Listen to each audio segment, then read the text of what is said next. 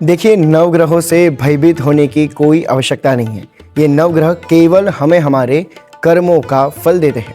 For example, सबसे पहले ग्रह की हम बात करते हैं शनि, जिससे अधिकांश लोग डरते हैं। पर आपको पता है शनि केवल हमें हमारे कर्मों का फल देते हैं। फॉर एग्जाम्पल, आपकी कुंडली में शनि की महादशा आई है। अगर आपने अपने इस जन्म में, जिसमें आपने जन्म लिया है, अगर आपने अपने इस जीवन के अंदर बुरे काम किए रहेंगे, तो जब शनि की महादशा आएगी तब आपके जीवन में केवल और केवल दुख आएगा। लेकिन यदि आपने अपने जीवन में पुण्य कर्म किए हैं तो आपके जीवन में केवल और केवल सुख आएगा। हमने काफ़ी सारे सेलिब्रिटीज़ के और काफ़ी सारे पॉलिटिशियंस के हमने एस्ट्रोलॉजी चार्ट्स देखे हैं, जिसमें हमने पाया है कि जब उन्होंने सक्सेस पाया तब उनकी कुंडली में शनि की महादशा आई है। पॉइंट नंबर 2, हम लोग राहु ग्रह से भी बहुत ज़्यादा डरते हैं, लेकिन राहु भी केवल हमें हमारे पिछले जन्मों के कर्मों का फल प्रदान करते हैं।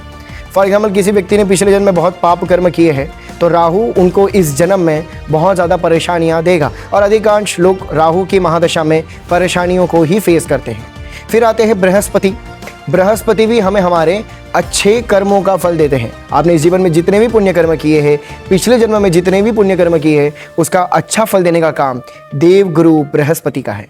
तो इस बात को समझ लीजिए कि नवग्रहों से हमें डरने की आवश्यकता नहीं है। वे केवल हमें हमारे कर्मों का अच्छा फल या बुरा फल दे रहे हैं। फॉर एग्जाम्पल, एस्ट्रोलॉजी केवल आपके जीवन में एक गूगल मैप के जैसा काम करेगा, जो आपको रास्ता दिखाएगा, लेकिन गाड़ी में बैठ कर के कार आपको ही चलानी है। तो मिलते हैं अगले वीडियो में। शुभमस्तु, हरे कृष्णा।